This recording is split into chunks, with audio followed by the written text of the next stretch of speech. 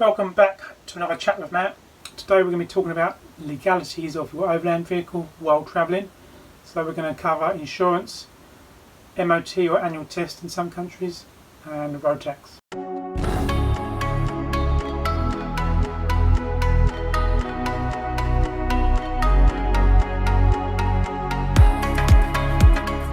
So let's first cover road tax, because that's a nice easy one to deal with. Now once you're out of the UK, you may as well cancel your road tax. Now arguably your vehicle should be legal in that country, and that means complying to the UK rules. For those of you in the UK, here in Europe, complying with your home country. But the road tax is quite unique to the UK, if I'm correct. There's no point in you paying that money for the road tax because nobody's going to enforce it. You're just paying a UK tax for no reason. So I certainly cancelled my road tax, and I advise you to do the same. You're just wasting your money otherwise. So that's that covered. Obviously, before you come back to the UK, get your road tax sorted out, which you can do online. Moving on to MOT or annual test in some countries.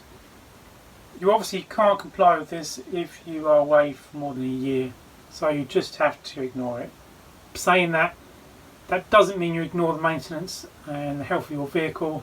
The MOT or annual test is to ensure you meet certain safety standards and your vehicle is safe. I believe this is more important when overlanding than any other time because you are completely reliant on your vehicle, especially in remote locations. So it's very important to stay on top of maintenance, investigate any problems, leaks, rattles. So number 3, insurance. Now this is the one that's going to take a little bit of time to talk about. My experience is solely based on Europe and Central Asia. If you have experience of Africa or South America, North America, East Asia, please, if you're happy to share, add it in the comments. Obviously I'm sure the UK, and that covers me for most of Europe, so no problem there. And if you're European, you're going to have the same situation. I left Europe at Poland into Ukraine, and in Ukraine we purchased insurance not too far after the border. Actually the first petrol station we found, there was a little lady there sold insurance from a little shed. So that was all relatively straightforward. Now Central Asia, in many cases you can buy insurance at the border or in the next village after the border. Some cases, and certainly the case in Turkey, you couldn't leave the border without producing an insurance document. Now whether that's from your home country or whether you walk across the border, buy the insurance at the little man there and then come back, produce the document, and then you can take your truck across. But in most cases it was a case of they let you through and you buy your insurance soon afterwards. That was certainly the case in Russia, Kazakhstan, Georgia. There was no insurance in Kyrgyzstan. Mongolia, I don't remember buying insurance, but maybe we did. There's a few pitfalls which you can fall into. Now in Georgia, you buy insurance shortly after the border. I bought it from Matilda, but not for a motorcycle that was on the roof. I didn't intend to use the motorcycle, so I didn't buy insurance, but this was a mistake. When I went to leave Georgia, obviously the record would say I bought the bike in and there was no record of insurance, so I was fined for that. Now Kazakhstan, if you're British citizen, and I expect many European citizens were the same, we get a 30-day visa automatically on entry. So it was quite useful to be able to pop into Kazakhstan, back into Russia, or from Kazakhstan to Kyrgyzstan or Uzbekistan. It's kind of we use it as like a turn gate to going in and out. So to make life a little bit easier, we ended up buying 1 year's insurance for Kazakhstan and Russia.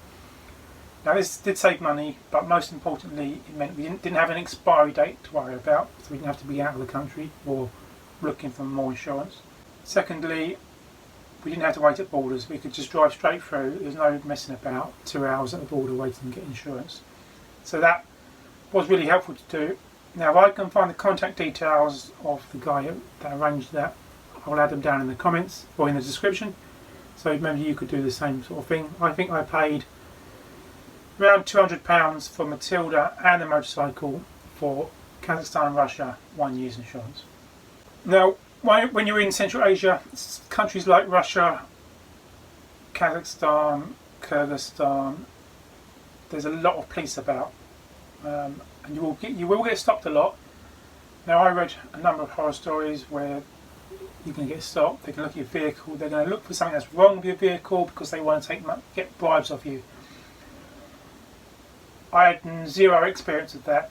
I must have been stopped 20 times, maybe more in total. Never did they try to get money off me by looking at my vehicle to say there's something wrong.